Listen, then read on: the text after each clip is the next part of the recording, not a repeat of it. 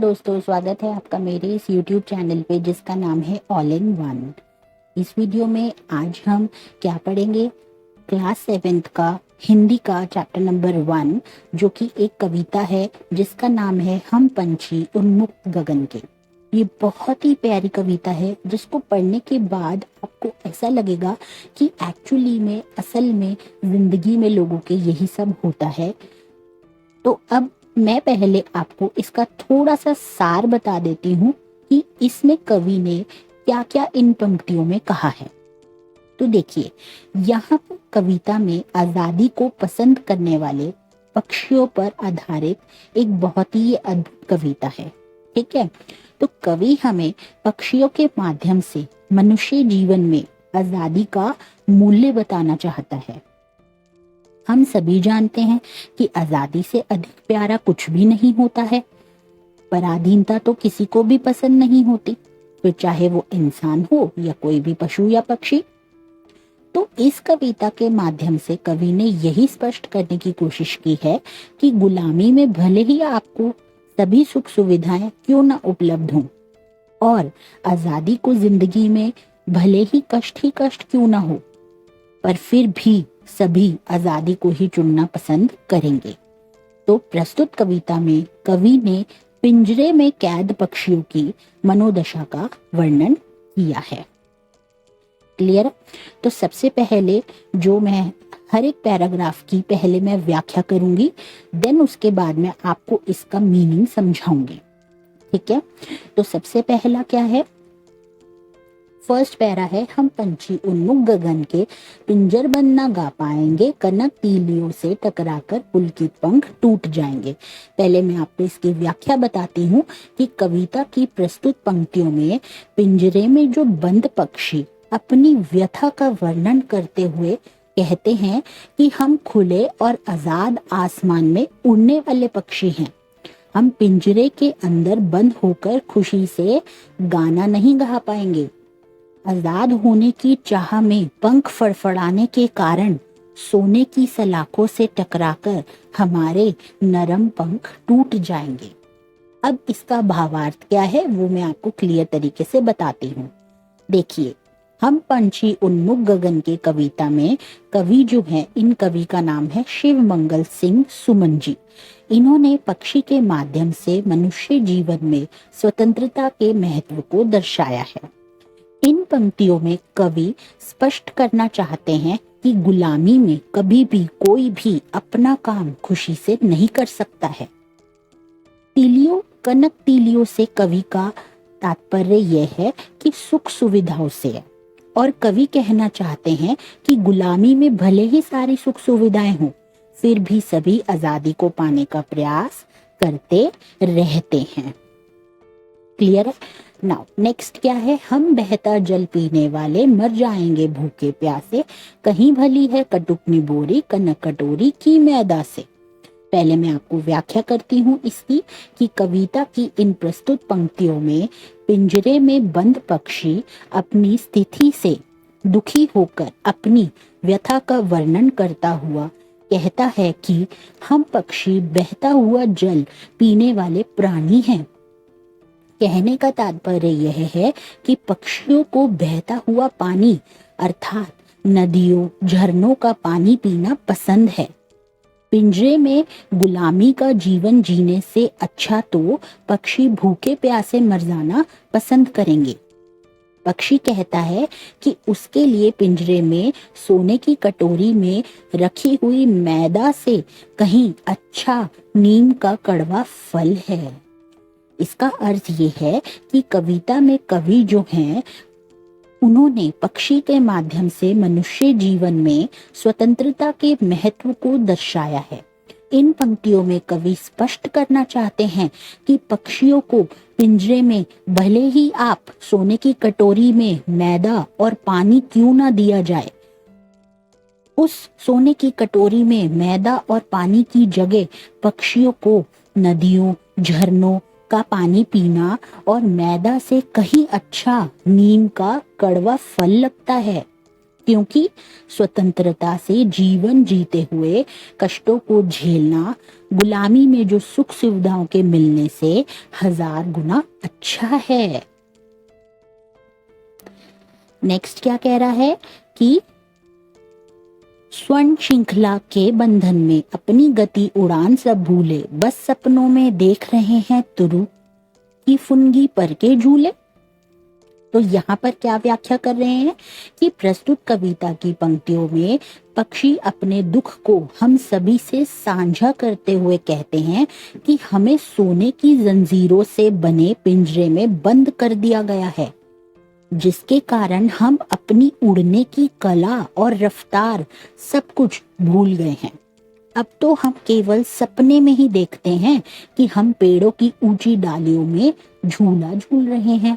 तो इसका भावार्थ क्या होगा कि यहाँ पर कवि ने पक्षी के माध्यम से मनुष्य जीवन में स्वतंत्रता के महत्व को दर्शाते हुए इन पंक्तियों में ये स्पष्ट करना चाहा है कि गुलामी के कारण पशु हो या हम मनुष्य, सभी अपनी काबिलियत को धीरे धीरे भूल जाते हैं और गुलामी के कारण स्वतंत्रता से कुछ भी करना केवल एक सपना ही रह जाता है। हम लोग जो करना चाहते हैं वो हम कर ही नहीं पाते, क्योंकि गुलामी में हम लोग जैसा कहा जाता है वैसा ही करते हैं।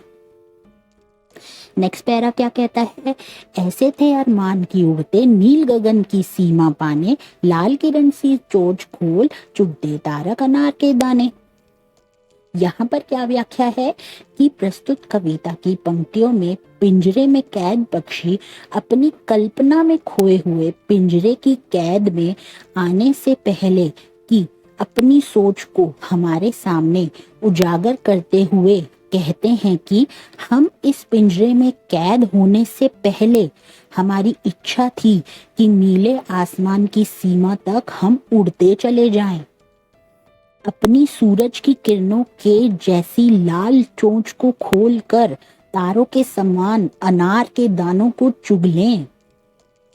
यह सब पक्षी की मात्र कल्पना है, क्योंकि वह पिंजरों के बंधन में कैद हैं। तो अब इसका भावार्थ ये है कि यहाँ पर कवि ये कहना चाहते हैं इन पंक्तियों में कि पिंजरे में जो कैद पक्षी है उसने अपनी कल्पना में खोए हुए अपनी अधूरी इच्छाओं को याद करके पक्षी जो है वो बहुत दुखी हो रहे हैं। भाव यह है कि गुलामी में रहता हुआ प्राणी जो है वो अपनी स्वतंत्रता को कभी नहीं भूलता, क्योंकि गुलामी किसी को पसंद ही नहीं होती। और जब तक हम गुलामी करते रहते हैं तब तक हमारी इच्छाओं की पूर्ति नहीं होती। नेक्स्ट क्या है कि होती सीमाहीन क्षितिज से इन पंखों की होड़ा होड़ी, या तो क्षितिज मिलन बन जाता या तंती सांसों की डोरी। अब यहाँ पर पहले मैं आपको व्याख्या करती हूँ कि प्रस्तुत कविता की पंक्तियों में पक्षी अपने मन की बात को हम तक पहुँचने की कोशिश करते हुए कहता है कि यदि हम आजाद होते तो जिसकी कोई सीमा नहीं है, ऐसे आकाश की सीमा को पार करने के लिए दूसरे पक्षियों से बढ़ जाने का प्रयत्न करते रहते। पक्षी कहता है कि या तो हम क्षितिज तक पहुंच जाते या हमारी सांसें थम जाती। कहने का तात्पर्य यह है कि पक्षी क्षितिज को पार करने के लिए अपने प्राणों का त्याग करने को भी तैयार हैं। अब मैं आपको इसका भावार्थ समझाती हूँ।